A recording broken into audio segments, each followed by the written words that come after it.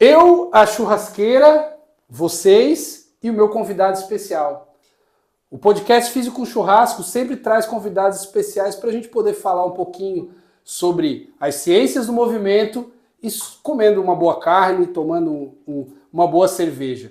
E hoje o meu convidado é um profissional de educação física, referência, um excelente comunicador, doutor em ciências do movimento humano e um amigo, né? Eu sempre falo que eu trago amigos para cá.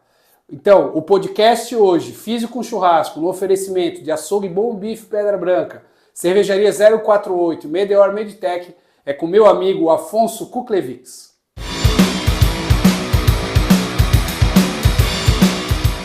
Afonso! Fábio! Velho, que prazer te receber aqui, meu amigo. Bom estar aqui. Felicidade, né? Bom estar aqui. A gente se encontra pouco na vida pessoal, muitas vezes, a correria do dia a dia, então é sempre uma felicidade a gente poder ter um momento para poder conversar um pouquinho, pensar um pouquinho mais sobre exercício, sobre ciência do movimento. Nós dois lidamos com isso há muitos anos. A gente é contemporâneo de faculdade, o Afonso formou um ano depois de mim. Depois ele entrou no mestrado. Isso é um detalhe. É o cabelo, né? Então, assim, o Afonso, eu conheci o Afonso quando ele era aluno de educação física, jogava basquete e tocava música, né? Era baixo que você tocava? Não, era gaita de boca. Gaita de boca. Vocalista também, um baita vocalista. Então, eles tinham uma banda que era muito legal, a gente ia nos shows dele, no Latitude e tal. E depois o Afonso, fizemos mestrado na mesma época, a diferença de um ano, então a gente fez disciplina junto.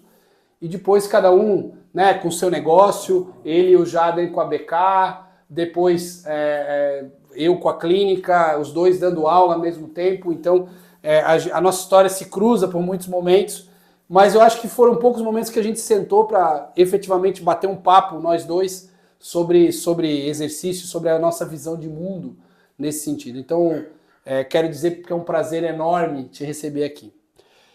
Afonso, eu vou começar pelo o que eu acho fundamental.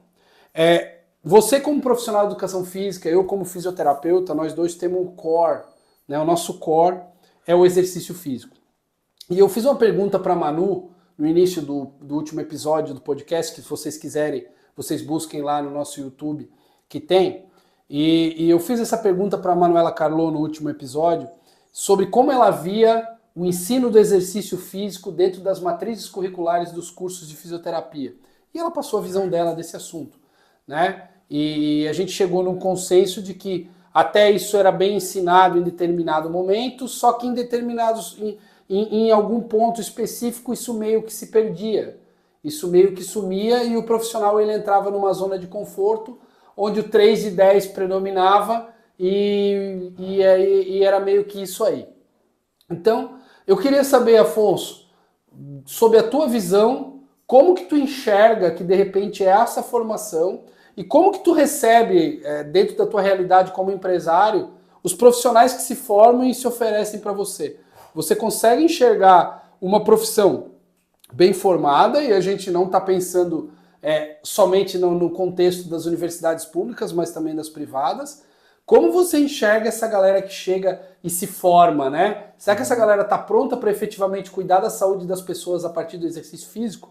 E hoje ele vai responder essa pergunta, mas hoje nós vamos comer a rainha das carnes. Oh. E é assim, ó, picanha, tá? Do Bom Bife. Isso aqui é uma picanha de verdade, não é aquela picanha que vocês compram eventualmente. Ela vem fatiada aqui, mas é só para facilitar a vida da gente, tá? Não é uma picanha, não é aquela que é colchão duro, né, Afonso? Porque às vezes você compra uma carne, o cara te oferece uma picanha fatiada, as marcas comerciais, vê um pedaço de carne desse tamanho, todo cheio de nervo. Aquilo não é picanha, aquilo é colchão duro, tá? Isso aqui é picanha, a gente vê, ó, camada de gordura generosa, entremeada, então a experiência vai ser boa. Vamos provar. Afonso, eu vou botar no fogo. Enquanto eu coloco no fogo, você fala para mim como você enxerga o que eu te perguntei.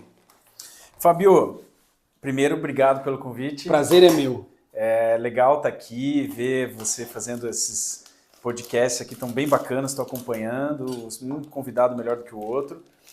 E essa pergunta que você fez, ela... Primeiro, acho que a gente pode dividir essa resposta. Primeiro, assim, é a mesma coisa que quando a gente compara, assim, exercício físico, que tá na modinha, e aí o cara pergunta, é bom esse exercício?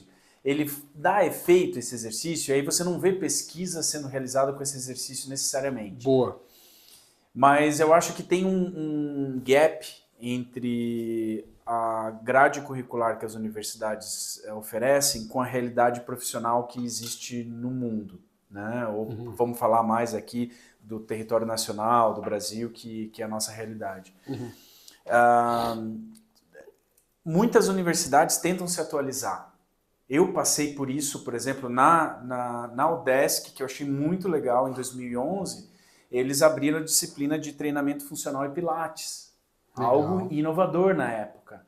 E era para a 7ª fase de bacharelado da educação física. Eu fui o primeiro professor dessa disciplina lá. Olha. Então, foi uma experiência super legal. Tive que construir ali a disciplina junto com a coordenação. E está até hoje. Porque na época, em 2011, treinamento funcional era uma novidade. Sim. Pilates já existia há um tempo. Então, foi uma correria para eu conseguir passar alguma coisa que seja atual, mas a universidade estava ligada nisso, né? O que precisa passar e tudo mais. Claro que se a gente querer ser crítico e ser aquela coisa assim, mas falta mais horas para tal disciplina porque tem muito pouco, a base teórica disso aqui não está atualizada, isso sempre vai existir, né? Sempre vai existir, pelo menos nas experiências que eu tive dentro das universidades. Porque é normal ter o que acontece lá na prática, demora um tempo para vir para o mundo acadêmico.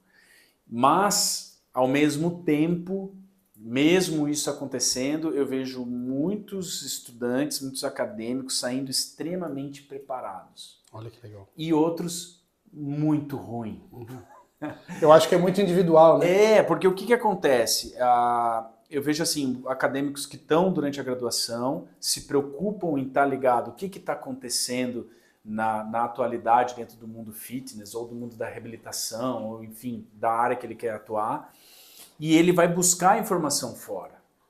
Então, de repente, ele já fez um curso lá na tua clínica, ou ele já fez um curso com a BK, ou ele já fez um curso com quem quer que seja, participa de congresso e tal, e o cara está ligado no que está acontecendo e está tendo a formação clássica dentro da universidade. Sim. Né? Ele tá vendo ali a formação clássica, seja a universidade que for, vai estar tendo ali as disciplinas e tal.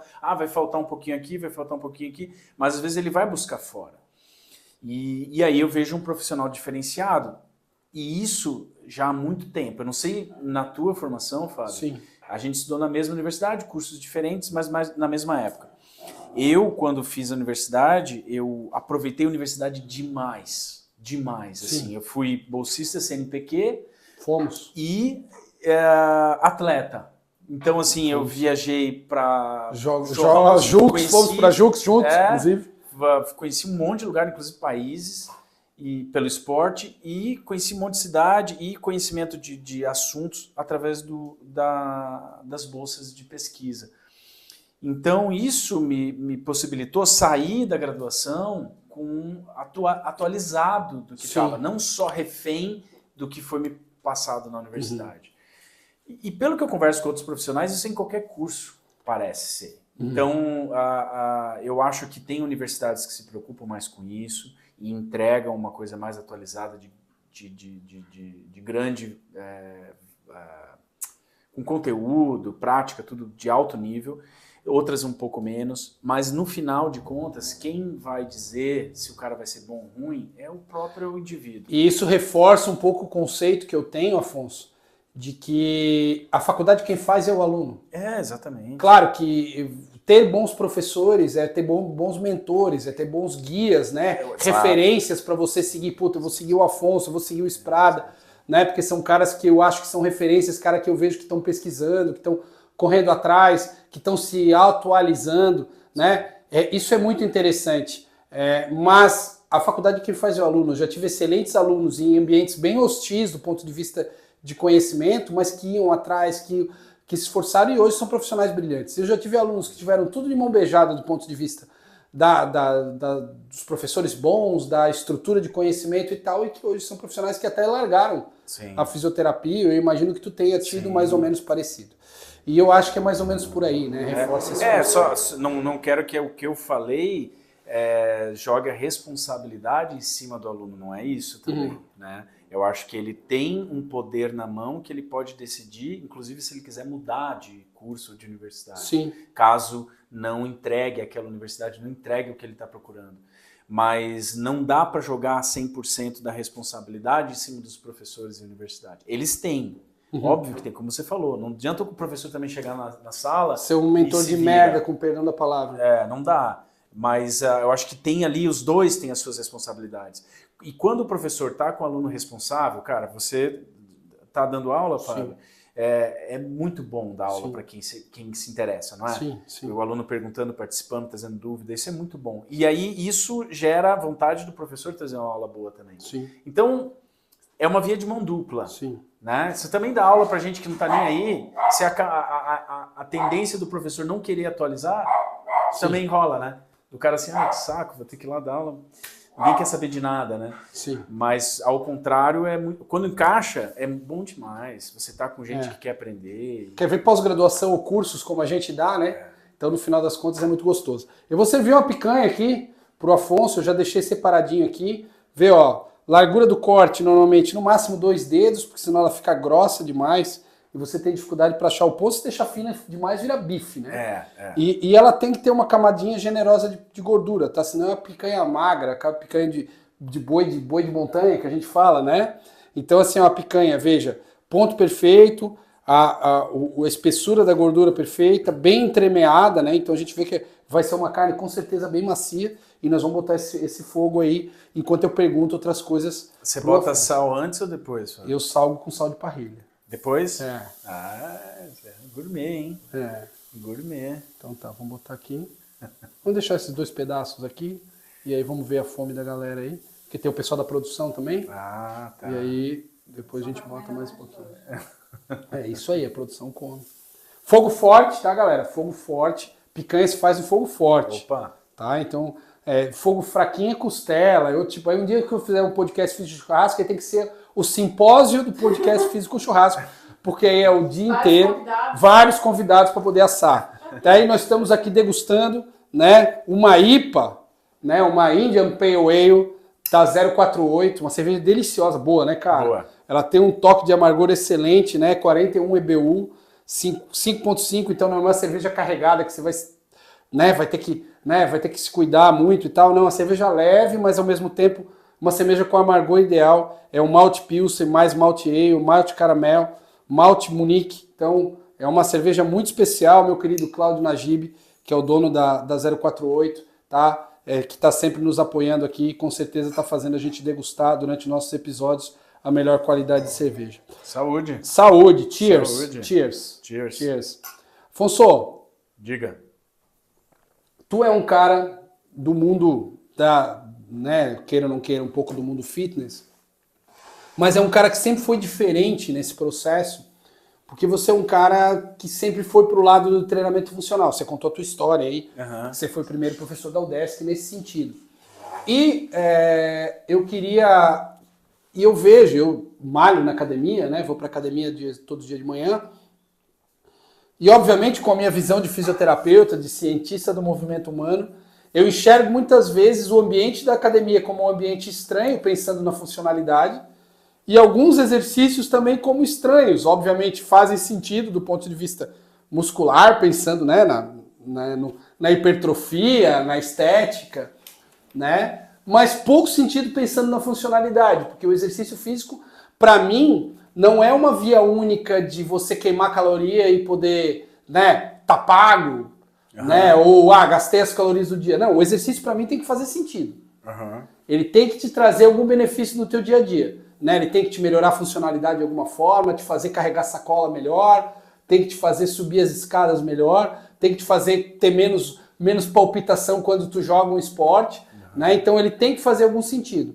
E aí eu vou perguntar para ti, o Afonso, como que tu enxerga isso? Se tu pensa parecido, se tu também às vezes olha com meio atravessado o ambiente da academia tradicional, como que tu pensa que de repente as coisas podem se modificar de alguma forma? Como que talvez o profissional da educação física possa também, e o fisioterapeuta obviamente, tentar enxergar isso de uma maneira um pouquinho diferente?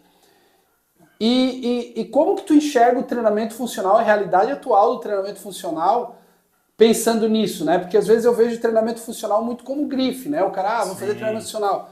Aí eu fico pensando, muitas vezes o cara tá lá empurrando lá alguma coisa lá e eu fico pensando, cara, mas isso aí não é funcional. Sim, né? Porque o treinamento funcional, o objetivo dele quando surgiu é justamente tentar reproduzir as AVDs do cara e criar um treinamento que pudesse facilitar nesse sentido. Fala pra mim. Fábio, seguinte, cara, hoje em dia tá muito... Esse mundo do exercício físico, ele tá muito louco, porque por mais que você tenha ciência crescendo, tem um monte de artigos saindo sobre treinamento de força, sobre emagrecimento, sobre treinamento funcional, congressos, cursos acontecendo, o sedentarismo está aumentando.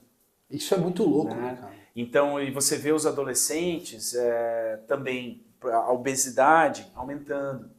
Então, o que está aparecendo?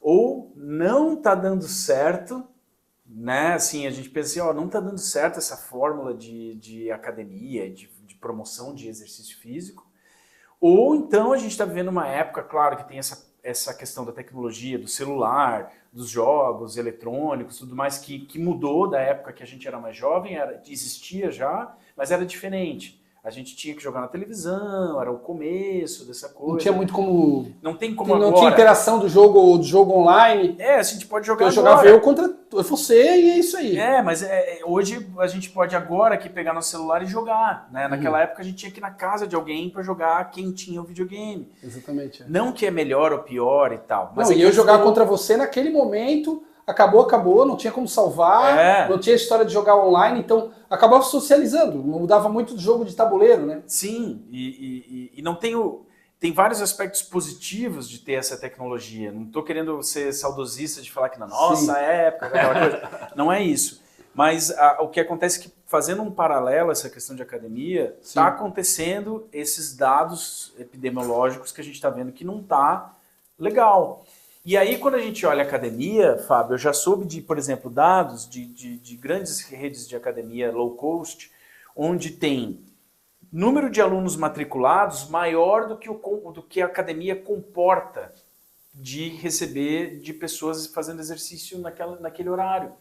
E isso é um absurdo, porque por que é o lado do absurdo? Porque já existe uma ideia de que a academia não é legal.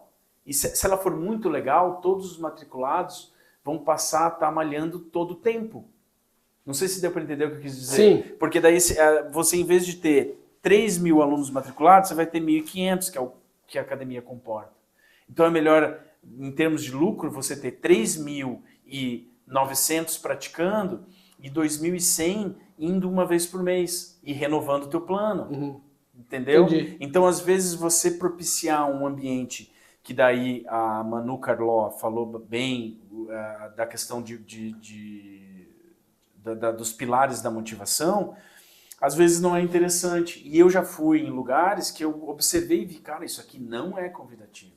Não é. Só que o que a pessoa, como ela, em termos de promoção de saúde, ela indo no médico, o cara falando, teu colesterol tá alto, teu triglicerídeo tá alto, tua glicose tá aumentando, você está sentindo dor no joelho, você precisa fazer exercício físico, aonde que ela vai fazer exercício físico? Na academia. É o primeiro lugar que vem. Sim, claro. Então o cara vai lá e se matricula. Ela vai? Não vai. Então tá muito louco isso. Porém, em paralelo, estão vindo vários lugares que promovem exercício físico, que comportam esses pilares da motivação. A pessoa se sente pertencida, ela tem autonomia, ela está gostando de fazer exercício naquele lugar, tem bons profissionais, e aí o negócio está sendo muito legal. Então a gente está tendo vários cenários acontecendo. É difícil generalizar que toda academia é ruim ou que toda academia é boa. Mas o negócio é que esse lado onde não vê essa motivação da pessoa continuar é que é o problema. É o problema. Então aí a gente vê aquela coisa, daí começa a ver uns absurdos. E como é que você pensa assim? Eu vou pensar. Você vai numa academia hoje do modelo dessas low cost, que tu tá falando aí, muitas vezes eu vejo os caras com aquele perfil assim. Tu olha a academia cheia de luz colorida, música alta, muitas vezes. Os aparelhos até são bons, muitas vezes. mas o profissional cada vez mais longe. Fábio, assim... Mas assim, eu fico maluco, porque eu fico olhando aquela... Cara, como é que alguém consegue malhar? Eu malho numa academia até legal, tem um perfil mais intermediário, mas eu vejo algumas academias assim que eu olho de longe, aqueles neons, eu fico pensando, cara, quem é que estudou isso? Mas eu acho Pra que dizer que isso aí tem alguma lógica. Porque é uma empresa de uma pessoa, de um grupo de pessoas, eles abrem com um conceito X e vai quem quer, né? Se o cara quer matricular e fazer, isso eu não vejo problema. E aí se o cara não gosta, não vai. Entendi. Vai para outra, né? Isso não tem problema. O problema que eu vejo a gente vê aqui no Brasil, até então, a educação física, ela deveria ser... existem as regras, né? Você tem que ter um profissional formado com carteira do CREF, atuando em todos os horários. Sim. Agora, às vezes, eu não sei te dizer, Fábio, como que funciona o número de pessoas que tem que ter por profissional. Sim. Né? Então, e aí vira uma questão que, se você propicia valores baixos para a pessoa poder fazer exercício físico, isso é muito legal, porque quem não tem dinheiro tem direito a poder fazer o mesmo treino que o Schwarzenegger fazia. Sim. Lá. Então, eu vi o Schwarzenegger fazendo, quero fazer também. Tem uma academia aqui baratinha, eu vou conseguir fazer. Legal. O que é ruim é que não tem o acompanhamento. Porque se você tem um ticket baixo, né, você paga 49, tem lugares que cobram R$49 para você fazer, para treinar na academia, não tem como pagar um número de profissionais para ter alta qualidade de entrega, né? É polêmico, é difícil de falar. O importante que eu acho, Fábio, e esse é um nosso papel dentro das redes sociais, de fazer as pessoas terem o poder da opção. Boa. Sabe? Se ela quer optar em ir num lugar onde não vai ter tanta orientação, mas ela sabe que isso está acontecendo e ela tem uma orientação paralela, seja individual, do tipo, eu vou lá, estudo, leio alguma coisa na internet, acompanho tais pessoas e tal, não sei o quê, e a pessoa vai lá e consegue, legal. Isso aqui não é para mim, eu preciso de um lugar que tenha um acompanhamento, tenha um profissional qualificado, ela vai lá e procura isso. Eu acho que as pessoas terem essa noção, e não, porque tem muita gente que daí acaba generalizando, vai em um lugar só e aí generaliza, academia é uma droga. Academia não serve para nada, não tem orientação. Não, peraí, tem um monte de academia que tem orientação. Só que a pessoa às vezes não quer pagar aquilo ou não foi procurar. Então, assim como quando a gente fala de cerveja, de carne, de linguiça, se o cara chega assim, não, eu quero tomar uma cerveja boa, não, você vai ter que pagar... Um pouquinho mais? Um pouquinho mais. Mas eu não estou com dinheiro, eu quero hoje tomar mais Então você vai tomar mais simples. Mas eu sei que eu vou tomar mais simples. E tá tudo bem. O cara toma, não gosta, mas ele não vai falar que aquela outra é ruim. A cerveja é tudo uma droga mal feita. Não, os caras ele falam qualidade, e aí só que eu tenho que pagar um pouco mais. É a mesma coisa, cara, é a mesma coisa na fisioterapia, a mesma coisa na educação física. O cara vai fazer uma reabilitação, um negócio que é um monte de gente, um fisioterapeuta fazendo o mesmo protocolo para todo mundo. Então, se ele sabe que existe outra realidade, é diferente, né? Claro que tem a questão financeira também, né? Às vezes a pessoa não tem o que ela pode pagar. É o que ela pode. E aí cabe ter a procura de informação. Hoje tem muita informação no YouTube, redes sociais, né? Então, a internet possibilitou isso, né? É difícil falar que tá errado ou tá certo. Eu acho que nessa mesma questão, assim, a pessoa tem o poder de opção. Sim. E aí eu acho que daí vai da área educar essas pessoas para isso. Show de bola. E aí eu vou te perguntar, cara, assim como na fisioterapia, enquanto isso eu já vou tirando ali, porque picanha não fica muito no fogo, né? Então a gente tem que... Boa. Né, não é assim que funciona. Quanto a mal passado, bem passado, fica tranquilo. Eu sou bem... Tu é eclético nesse sentido? Ou vampiro. Eu sou, sim, igual eu sou eclético ou vampiro também. Então, que bom, mais uma afinidade entre nós.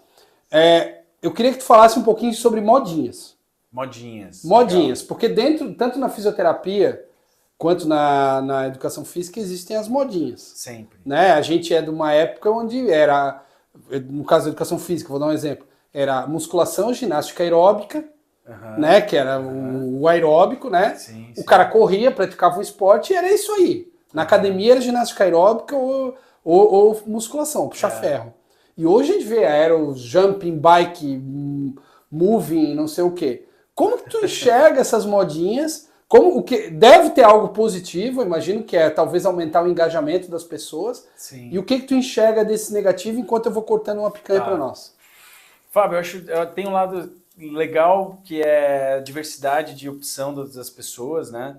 Uma vez eu dei uma disciplina na universidade que era chamada de atividade física em academia. Então eu passava das diversas atividades que tinham na academia, como você falou, né? Que foi surgindo várias. E para poder falar, eu fui... Tá bonita, hein? Tá, tem que deixar ela descansar um pouquinho, você sabe? Ah, é. Eu tenho que deixar ela descansar para ela poder adquirir o ponto correto. E aí eu fui fazer as aulas. Algumas eu tinha o domínio, tipo aula de bike. Tranquilo, né? Você vai sentando na bicicleta e faz, você precisa ter condicionamento. Aí aulas de box, aerobox, aí tinha aula de jump com aquelas pula-pula, né? Aquelas cama elástica. Eu fui fazendo várias aulas e várias delas são muito divertidas, te dá a opção de você ter um ganho de condicionamento aeróbio, até de certa questão de força e tudo mais, e de uma forma diferente do que era a academia de musculação, e outras são muito difíceis. Eu fui fazer aula de lambada, sei lá, não lembro o nome, mas eu tive que fazer para poder experimentar. Foi terrível, mas... Eu imagino o teu desempenho na aula de Zouk. Foi memorável, vamos dizer assim, memorável. E para as pessoas que têm essa habilidade, muito legal. Então tem esse lado que é muito bacana da diversidade de modalidades. O que eu não gosto, Fábio, do modismo na educação física é quando surgem novas técnicas e sai se aplicando essas técnicas para as pessoas sem saber o porquê que essas técnicas são aplicadas. Boa. Né? Então, assim, sai uma metodologia de treino, sai um aparelho, alguma coisa diferente, um instrumento de exercício diferente, e começa a se aplicar. E pior, começa a ser vendido com ideias que são mentiras, né? Que não tem nenhuma comprovação de que aquilo dá aquele resultado. Então, esse é o lado ruim do modismo, né? De que tal aula queima 10 mil calorias e não sei o quê, e a gente sabe que isso fisiologicamente não é possível. É impossível. Então, isso é chato, isso é ruim, né? É o lado ruim, eu acho, da modinha. Modismo, da modinha. Mas como via de motivação é legal, né, cara? Super legal, e diversidade, pô. Você poder ir numa academia, de repente, assim, de manhã vai lá, faz um yoga, aí meia horinha, aí você volta para casa, tal, aí chega final do dia, você vai e faz um treinamento de força. No outro dia, você vai lá e faz uma aula de bike, já tem outro estímulo. Aí à noite você faz... Aí cai um pouco também na questão da monotonia e da diversidade de estímulo, que é um dos princípios básicos do exercício. Super legal. Então, assim, a gente sabe que exercícios monótonos, né, exercícios que acabam repetindo sempre a mesma coisa, e eu brinco sempre que quando o exercício, tanto na academia quanto na fisioterapia, o cara chega e já sabe a sua sequência de core... Pode pegar? Pode, tá? Tá bom? Bom. Tá, se estiver ruim, devolve. Não. Tá bom. E eu sempre falo que o exercício, quando ele quando o paciente, quando o aluno sabe exatamente a sequência que ele tem que fazer, a gente está errando. Porque o exercício ele tem que ter diversidade. Quando o aluno ele passa a decorar certinho, ele chega lá na clínica, o paciente, é bike, né? Aí depois, não, agora eu tenho que alongar, né? Sim. Aí tem que alongar, E daqui a pouco ele vai dizer, eu não preciso mais de ninguém, eu faço isso sozinho. E isso é o primeiro ponto para desmotivação, é o primeiro ponto para ele correr da físio. É o primeiro ponto para ele correr da academia, da dropout. Então a gente constantemente, como educador físico, como fisioterapeuta, a gente tem que desafiar o aluno, a gente tem que desafiar o paciente, dizer para ele assim, cara, vamos fazer isso aqui? Cara, vamos aumentar teu peso? Cara, vamos aumentar a frequência semanal? Cara, que tal se a gente aumentar o volume? Que tal se a gente mudasse um pouco o teu perfil do treino aeróbio desse para esse? Para que o cara se sinta motivado, para que ele continue pensando em ficar. Porque muitas vezes ele acaba pulando fora. Tem as pessoas, Fábio, que são ao contrário, né? Que são aquelas que elas pegam e acabam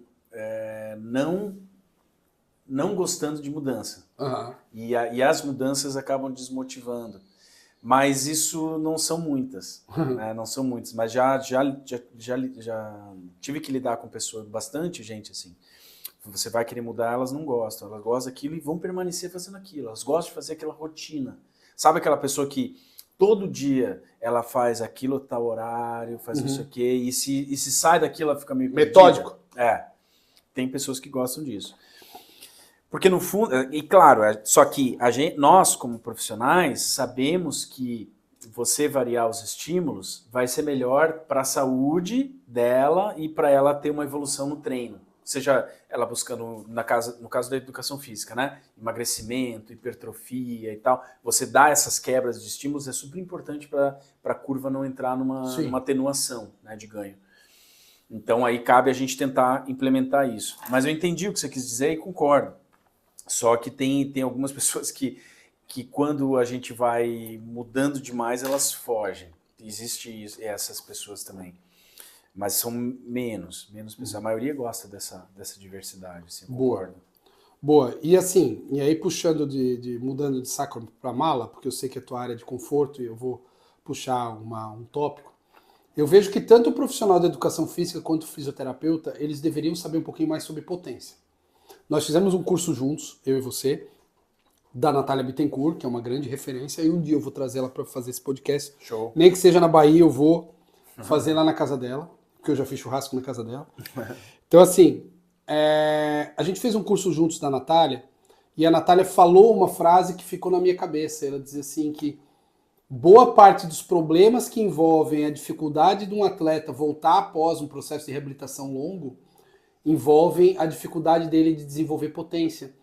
E ela falou, tanto profissionais de educação física quanto profissionais de fisioterapia têm dificuldade em desenvolver e saber como trabalhar a potência.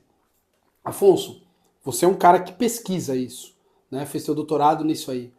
Como que tu enxerga hoje a realidade e, mais do que isso, se tu puder dar em 1 minuto, né? Além desse primeiro responde, depois em 1 minuto, dicas para profissionais de educação física e fisioterapeutas trabalhar a potência de uma forma um pouco mais assertiva, além de fazer o curso do Afonso. Boa. Né? Façam o curso do Afonso. Tá? Além de fazer o curso do Afonso, de seguir BK Training, enfim, nas redes sociais, quais são as dicas que você daria nesse sentido? Tá, de 1 minuto eu falaria, Fábio, que a questão é você primeiro saber preparar a pessoa para ela conseguir fazer exercícios de potência. Boa. Ele tem que ter uma mínima capacidade de força e controle, né? E principalmente a capacidade não só muscular, mas tendínea. Né? Então, a potência... Articular como um todo, né? A potência, os exercícios de potência são muito utilizados de membro inferior. Tem para membro superior, usando o tronco e tal, mas a gente usa prioritariamente muito inferior para a questão de deslocamento, velocidade, saltar, né, conseguir fazer essas questões com mais velocidade quando a gente pensa no esporte. E ali a gente tem uma questão de armazenamento de energia elástica e depois... de uso dela, né? Uso dela, junto com a força muscular. E aí entra essa questão do stiffness. Sim. Né? E quando a gente olha ali a questão do tendão de Aquiles, por exemplo, né? A pessoa ter essa capacidade de armazenamento elástico. Do ciclo alongamento e encurtamento, exato, né? Então, o que às vezes qual é a minha preocupação? Potência é bom. A pessoa escuta essa mesma frase. A Natália é sensacional, um profissional de referência que ganhou até Shark Tank, né? Para nós todos, né? Então, falou isso, aí um cara olha isso, pô, então eu vou começar a trabalhar com meu aluno potência. Vai lá e olha os exercícios de potência na internet. E aí vê pliometria, drop jumps, hurdles, fazendo vários exercícios de derivados do levantamento olímpico e tal. Começa a fazer esses exercícios e não preparou o aluno para aquilo, porque você fazer uma repetição ou fazer alguma coisa, até que é fácil fazer aquele exercício. Só que a gente está falando de potência, tem que ser tudo feito em máxima intenção. Quando você quer melhorar a potência, ou seja, você vai ter que colocar máxima intenção, você vai realizar aquele gesto com a máxima velocidade que eu consigo. O menor tempo de contato possível com o pé no chão. E nisso, o corpo muitas vezes não está preparado. Sim. Né? E aí que mora o problema. Começa a jogar a galera para fazer isso, não é numa aula que vai gerar um desconforto ou algum problema. É na sequência do processo, se a pessoa não passou por um aprendizado, ela pode começar ali morar tanto as compensações articulares, gerando algum tipo de desconforto no corpo, quanto localizado no próprio segmento ali, na articulação, por exemplo, a gente fala ali do tendão de Aquiles, tendão patelar, e aí começa, tô com uma dor, não sei porquê, tal, claro, né, sobrecarregou. E aí o tendão, ele demora mais para você ter esses benefícios do que o músculo, porque é menos vascularizado, tudo mais, então essa pessoa tem que... Então existe um processo que deve ser seguido quando você fala de potência, que se não for... Se tu não cria o alicerce, você não consegue ter o prédio, né? Exatamente. E avaliar. Quantas pessoas avaliam a potência antes de trabalhar com a potência? Né? Como avaliar, como ter índices para saber se a pessoa sabe aproveitar o armazenamento elástico ou não sabe. Né? Se eu vou, agora não é o momento, só vou dar estímulos de potência, vou melhorar a força e dou uns estímulos aqui, para depois eu ir mudando, né? Aumentando a potência e diminuindo o tempo de força. Então, essas são estratégias que o profissional tem que saber lidar para poder fazer um trabalho que tenha um resultado adequado. Para não ir para o outro lado, que daí seria o lado de em vez de melhorar, a pessoa piora. Né? E a gente pode levar para ser mais fácil de exemplificar. Né? Pega o cara... Não falando de potência, falando, por exemplo, num treino de força normal de academia. O cara não está acostumado a fazer um treino mais de hipertrofia, mais intenso. Mais rigoroso. Faz 3 de 10. Aí chega num dia e fala, não, vamos mudar tudo isso aqui. Vamos botar drop set, rest pause, vamos botar cluster. E o cara sai de lá, ele está acostumado a fazer na sessão do treino lá, tipo, 30 séries. Mas aí nesse dia ele faz 70. Acaba com o cara. Não quer dizer que aquilo vai ser bom para ele, você tem que preparar ele para chegar nisso. É a mesma coisa na potência, é a mesma coisa na força. Né? Então, mas assim, no final, eu concordo plenamente, né, com a frase da Natália. Né? A gente precisa inserir isso mais na reabilitação e no treinamento físico. Boa. A gente sabe hoje em dia, por exemplo, o LCA, que é uma das condições mais tratadas por nós, hoje em dia dentro do consultório, que talvez uma das grandes variáveis envolvidas com a recidiva do LCA é a falta de potência. Então hoje, lá dentro da clínica, a gente cuida muito com o lance de trabalho de potência, a gente faz muito, principalmente ali do 6º mês ao 9º mês, mas desde que o atleta, e a gente tem muito claros os princípios lá, né, Chu, enfim, aquela galera, eles passam os princípios, você tem que ter determinadas variáveis para conseguir evoluir no treino de potência, senão você vai incorrer num problema sério. Então eu vejo isso como um grande momento. Afonso, está chegando no final, eu sei que você tem teu horário, a gente tem os nossos horários aqui. Cara, 1 minuto para te dar tuas considerações, para te falar um pouquinho mais, para te falar sobre tuas redes sociais, de como seguir o Afonso e para te despedir da galera aí. Legal. Eu olho para qual? Para qualquer um dos dois. Tem 2 câmeras aqui, não sei se a galera vai ver. Olha para cá. Ó. Fábio, primeiro de tudo, obrigado pelo convite. A carne estava excelente. Tá? Já pode casar. Tá? Opa! Vamos casar. Já tem 20 anos de atraso essa frase. Já escutou bastante também. Pessoal, se você está vendo aqui, se preocupe, primeiro de tudo, em se atualizar em questões do que está vindo na ciência e aplicada à prática. Não fica só voltada para a prática e também não fica só voltada para artigo científico. Tenta unir as duas áreas. Outra questão, aprenda a avaliar, aprenda a preparar o seu aluno, seja ele voltado para um treino mais intenso, seja ele que vem lá da reabilitação. Ele precisa ter um cuidado, por exemplo, pegou lá, você falou do LCA. Teve um aluno que tratou o LCA, fez a cirurgia, fez a reabilitação adequada, veio para você. Você sabe quais exercícios vão forçar mais a relação de anteriorização do joelho, se vale a pena, se não vale, quais exercícios é melhor para você fazer uma sequência adequada.